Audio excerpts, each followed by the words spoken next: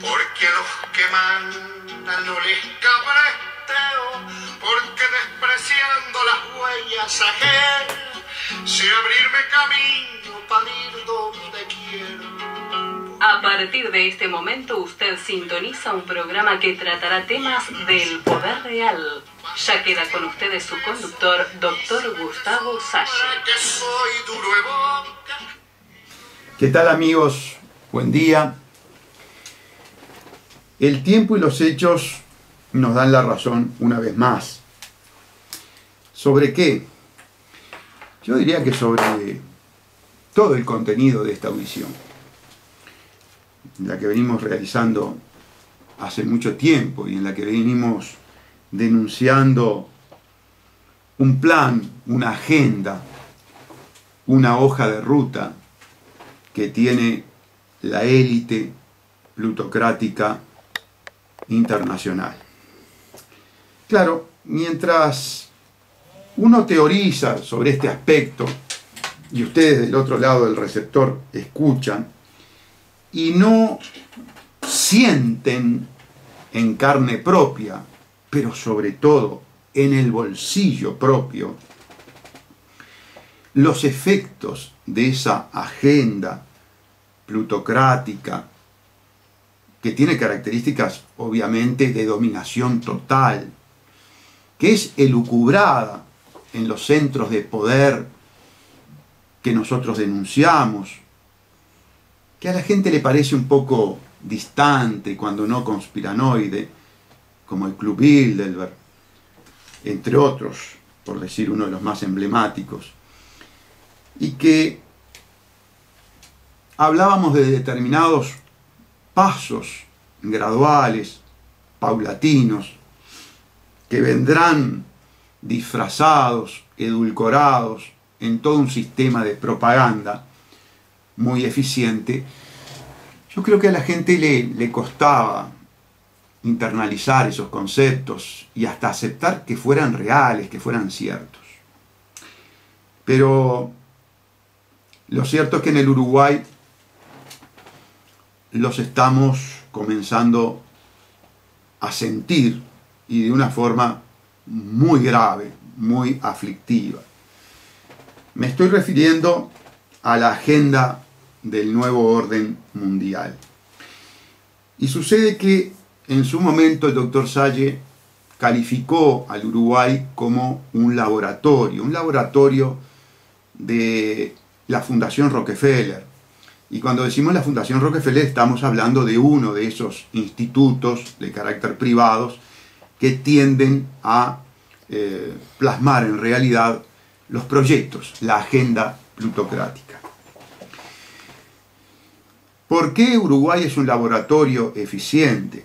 Bueno, porque se ha instalado una realidad política muy favorable, muy proclive a plasmar en realidad, en objetivar esa agenda. Dentro de este discurso nosotros decíamos lo siguiente: los grandes partidos políticos, los que tienen opción de llegar a la presidencia, están todos absolutamente cooptados por estos centros de interés plutocráticos internacionales. Son quienes financian la campaña electoral y por lo tanto, indefectiblemente, los políticos que pertenecen a ese partido van a ser facilitadores de esa agenda. ¿Son todos iguales? No. Por cierto que hay algunos que están estratégicamente mejor colocados que otros para que esa agenda se imponga de la forma menos traumática posible, es decir, buscando el consentimiento de la masa.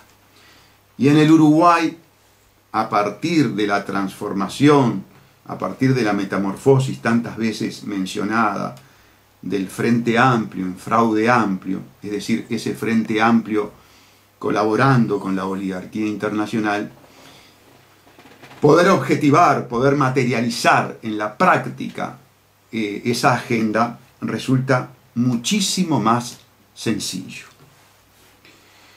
Esa agenda tiene como objetivo fundamental, tantas veces dicho en estas audiciones, eliminar el derecho público y establecer un derecho privado. En una primera etapa vamos a ir a un derecho publi-privado, es decir, se van a guardar algunas formas que le den a esa transformación de momento un disfraz, un camuflaje. ¿Por qué? Porque la agenda se va a imponer en forma paulatina, gradual. Entonces vamos a ir hacia lo publi-privado. Y ustedes ya saben que los partidos políticos y que fundamentalmente el gobierno ha llevado adelante la ingeniería jurídica para darle relevancia, trascendencia a las instituciones publi-privadas. Hay una ley específica, hay experiencias claras, todo el tema de la privatización perversa, corrupta, criminal, de ANCAP, se inscribe en esa agenda. ¿Quién es el facilitador número uno de esa agenda rockefelliana? Bueno, es el doctor Tabaré Vázquez, sin duda. ¿Por qué? Bueno, porque está en una posición estratégica. Ya lo fue también en su momento Mujica, antes lo había sido Vázquez. En definitiva, el instrumento es el fraude amplio. Para que no haya confusión, el frente amplio. El frente amplio. Nosotros consideramos que tenemos que promover una resistencia, una desobediencia pacífica, civil, frente a este proceso de avasallamiento de la Constitución, que defiende el derecho público, que establece, ¿verdad?, como elementos básicos de la estructura de la sociedad al derecho público. Por eso, esta gente que nos gobierna en forma perversa, solapada, subrepticia, apelando a métodos goebbelianos, es decir, de Goebbels, nazi, de propaganda, se ha enfrascado en un proceso de desconstitucionalización nacional, es decir, en un proceso de ataque sofisticado, subrepticio, paulatino, sistemático de la Constitución Nacional para rebajarla hasta llegar a su extinción. La forma más eficaz de hacerle perder fuerza a la Constitución es ultrajarla, es violarla sistemáticamente y conseguir que las instituciones que se encargan de velar por el respeto de la Constitución sean infiltradas por agentes que estén dispuestos a entregar a la Constitución, a permitir que sea violada, a permitir que sea abusada. Y eso ha pasado en el Frente Amplio masónico, ¿verdad? Todos sabemos de la condición de masón y de frentista que tiene el presidente de la República, y esa doble condición trata de que se dé en las distintas instituciones. En la más importante en lo que tiene que ver con el tema constitucional es la Suprema Corte de Justicia. Y tenemos una Suprema Corte de Justicia a la que yo acuso de ser un nicho masónico, de ser un nicho frente amplista y de ser un nicho proclive al proceso de desconstitucionalización del país. Y tengo pruebas, y por lo pronto estoy dispuesto a la polémica, ¿verdad?, con cualquiera de los ministros o los 5 ministros juntos de la Suprema Corte de Justicia, a quien acuso de estar en un proceso proclive hacia la desconstitucionalización del país. Estoy llamando a un movimiento de carácter cívico, pacífico, de resistencia a la violación sistemática de la Constitución. Este movimiento se inicia para frenar un proceso que, más allá de los temas jurídicos que vamos a analizar, es un proceso fundamentalmente de carácter político. Ustedes no olviden que nosotros tuvimos un presidente de la República que instaló una tesis verdaderamente perversa.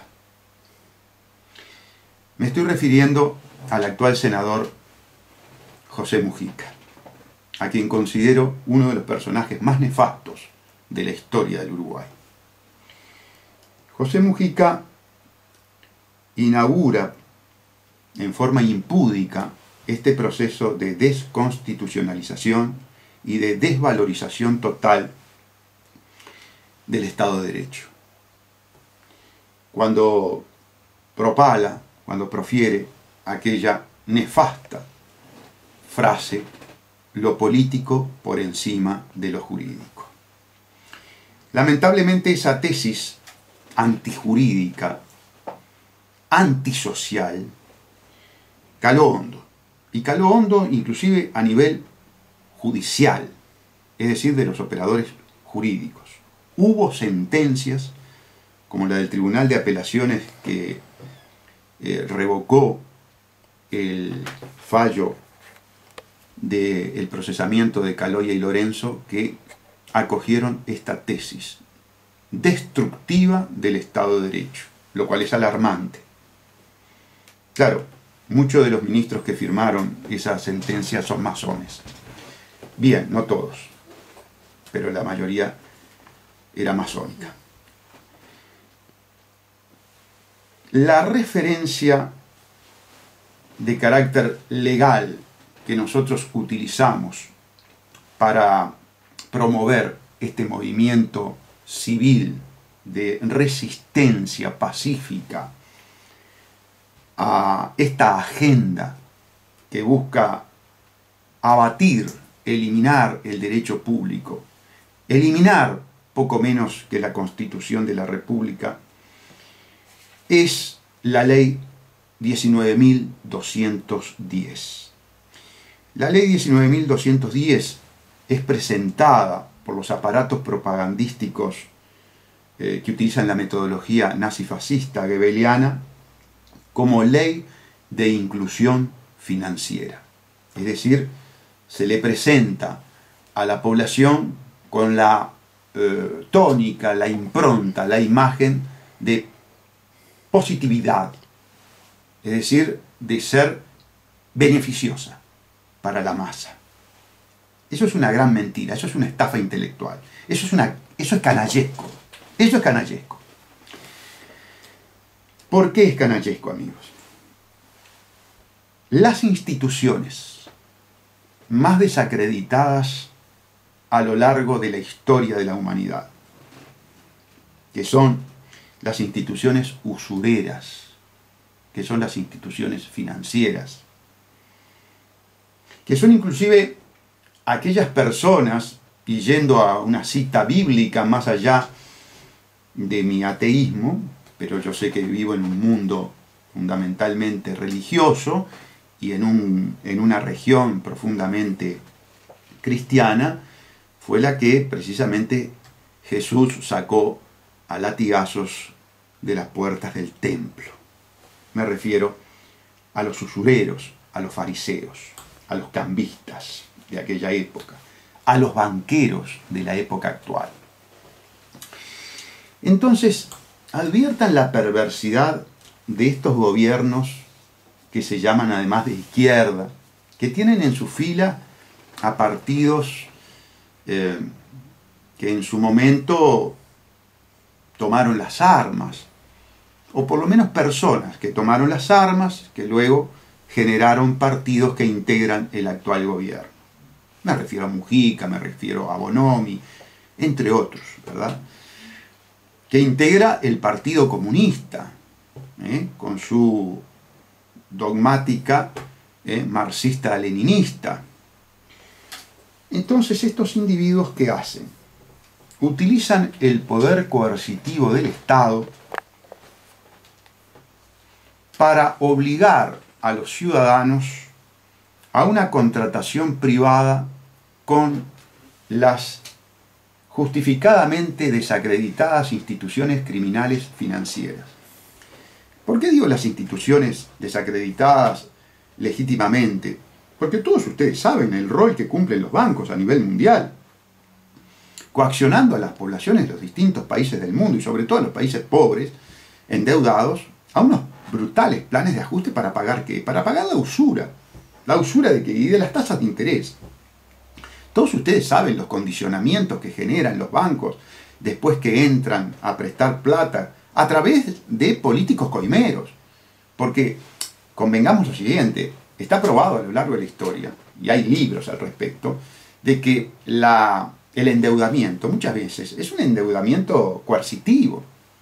Y que los países que no caen en el sistema del endeudamiento con los grandes bancos internacionales sufren la desestabilización, sufren la infiltración de los elementos de los distintos países occidentales banqueros, los servicios secretos, para desestabilizar al país, y que tarde o temprano el país tenga que contratar empréstitos, ¿verdad? Tenga que contratar préstamos para que después vengan las agencias calificadoras de riesgo y le digan a los gobernantes cómo tienen que hacer para vender el país a las grandes corporaciones. No solamente cómo tienen que hacer para pagar los intereses, bajando el nivel de vida de todos los habitantes, bajando la calidad de los servicios públicos, privatizando los servicios públicos. Toda esa agenda del consenso de Washington que tanto se habló en el pasado, que claro, los que hablaron en el pasado eran oposición, todavía no habían sido coimeados, no habían sido cooptados a través de su bolsillo. Una vez que fueron cooptados, se pasaron para el otro lado, y acá tenemos el Frente Amplio legislando la ley 19.210, que es utilizar el poder del Estado para obligarme a contratar nada más y nada menos que con los principales narcotraficantes del mundo, que son los banqueros. Yo veo, por ejemplo, a algunos personajes de la banca, de AEBU, defendiendo la financiarización, y ellos que están allí adentro en la cocina saben perfectamente bien que los bancos se mantienen fundamentalmente, hacen sus ganancias con el dinero criminal, con el dinero sucio, y que además los bancos después, por si fuera poco, llevan adelante las grandes estafas que ustedes las han visto por la televisión. Como acaban de ver en la televisión, cómo en Francia gana un muchacho que ¿de dónde sale? Y sale del riñón de la dinastía Rothschild. ¿Qué pensaban? ¿Qué pensaban si había allí un agente Rothschild para ser electo? ¿Quién iba a ganar?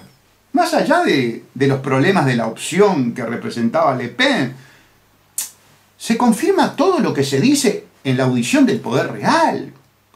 Cuando una corporación financiera apuesta a un candidato, ese candidato es presidente. ¿Por qué? Porque han generado todos los medios de control mental, de control de la propaganda, hasta de control del voto, de la contabilización del voto. ¿Para qué? Para que se imponga ese candidato.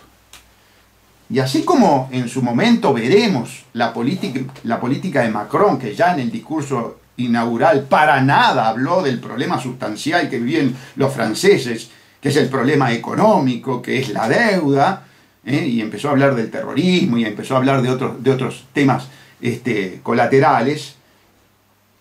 Vamos a ver cuál es la agenda de este hombre. Y la agenda de este hombre es la agenda de favorecer a los banqueros, como es la agenda de Mujica y la agenda de Vázquez.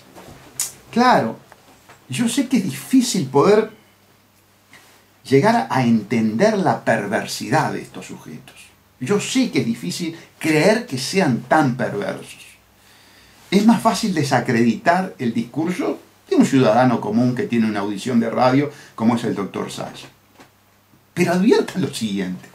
Al tiempo que Mujica con la ley 19.210 nos entrega obligatoriamente, abusando del poder del Estado, para que tengamos que hacer un contrato privado contra nuestra libertad, derecho protegido por la Constitución de la República, al mismo tiempo se reúne con Lula, ¿verdad?, que está denunciado por ultracorrupto, por haber entregado el país a las corporaciones corruptas, y propalan el discurso de un ataque a la propiedad privada. Aconseja que la propiedad de la tierra no sea propiedad privada. Fue el que más extranjerizó la tierra en el Uruguay, llevándola a un índice del 56% en manos de la oligarquía extranjera, porque además legislaron para matar la oligarquía nacional, pero sustituirla por la oligarquía extranjera. Y no conforme con ello, ahora están legislando para matar a la clase media y establecer un sistema de corte estalinista, teniendo a la cúpula, a la élite de la oligarquía internacional, los dueños de las grandes corporaciones, y por otro lado, la masa de obreros con sueldos miserables. Es decir, eliminación de la clase media a través de leyes inconstitucionales, como por ejemplo el artículo 167 de la ley 19.438, que fui a Rocha a plantearle a los comerciantes, que es una ley inconstitucional, porque establece el pago retroactivo de un impuesto, es decir, una forma ficta de liquidar, de tomar un hecho imponible del pasado y grabarlo en el presente. Una barbaridad, un atropello al principio de legalidad, un atropello al principio de seguridad. Les digo, amigos, fui atendido en Rocha, también fui a La Valleja. En Rocha hubo más público, más preocupación por este tema, y en ambos lados fui tratado verdaderamente en forma excelente, y tengo que agradecerle al Centro Comercial de La Valleja, tengo que agradecerle al doctor Casas, tengo que agradecerle enormemente al Centro Comercial e Industrial de Rocha, a todos los miembros del Consejo Directivo, fundamentalmente a su presidente, Martín Rodríguez. Y fui a plantear esto que les estoy diciendo a ustedes, fui a plantear este proceso de desconstitucionalización, este proceso de ataque a la Constitución a través de leyes flagrantemente inconstitucionales. Fui a contarles cómo la Suprema Corte de Justicia no es fiable en materia de acción de inconstitucionalidad, porque se benefició económicamente a través de una ley inconstitucional. Entonces, cuando usted tiene a la Suprema Corte de Justicia beneficiándose de una ley inconstitucional, sacando rédito económico, mal puede pensar que la Corte de Justicia va a fallar con conceptos técnicos, con conceptos jurídicos independientes, con conceptos objetivos. Y esa es una preocupación fundamental. Pero la lucha la tenemos que dar, aun cuando desconfiando, aun cuando no creyendo en la justicia, la tenemos que dar, amigos. Porque esta ley, ahora paso a la ley de esclavización banquera, se trata de eso. Se trata del primer paso edulcorado, falso, mendaz, para que la gente resigne su libertad de tener y administrar su dinero, el que gana con el fruto de su trabajo, de su esfuerzo, de administrarlo como quiera, a la hora que quiera, y entregarle toda esa masa de dinero nada menos que a instituciones privadas, que bien las podemos catalogar de instituciones criminales. Me están entregando a los criminales. Utilizan el poder del Estado, el poder de coerción de la norma jurídica para entregarme a estos criminales. Entonces nosotros tenemos que plantear la inconstitucionalidad. ¿Y cuál es el fundamento de la inconstitucionalidad? Primero, que no hay interés público, que en todo caso hay interés privado, el interés de beneficiar a las instituciones privadas financieras. A ver, yo voy a demostrar por qué no hay interés público, y voy a desafiar al gobierno de Vázquez. Si el gobierno de Vázquez lo que verdaderamente quería era beneficiar a todo el pueblo uruguayo, obligándolo a utilizar el sistema de tarjetas, la mejor forma de hacerlo era, en todo caso, estatizando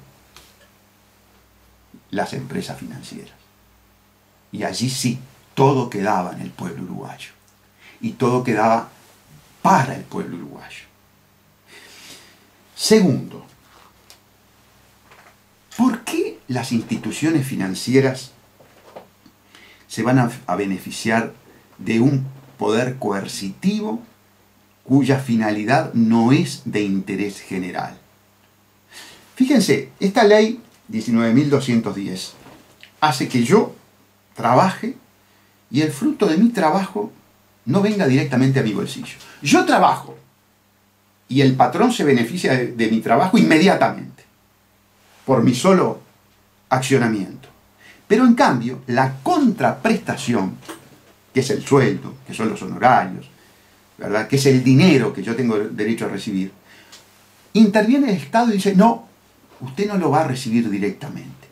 Usted lo va a recibir por intermedio de un tercero privado al cual primero su patrón o su contratante se lo va a destinar, obligándolo también al patrón a realizar una contratación privada con esa institución financiera. Es decir, hay un tercero ajeno a la relación contractual entre dos privados que por imperio del Estado, obligatoriamente, interviene entre estos dos particulares.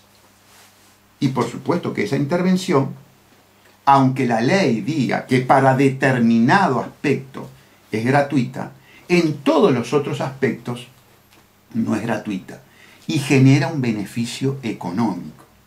Y genera un beneficio económico porque toda esa masa de dinero está regulada de forma tal que no toda tiene que estar exclusivamente al servicio de este aspecto de intermediación. Es decir, hay una parte que la puede trabajar el banco.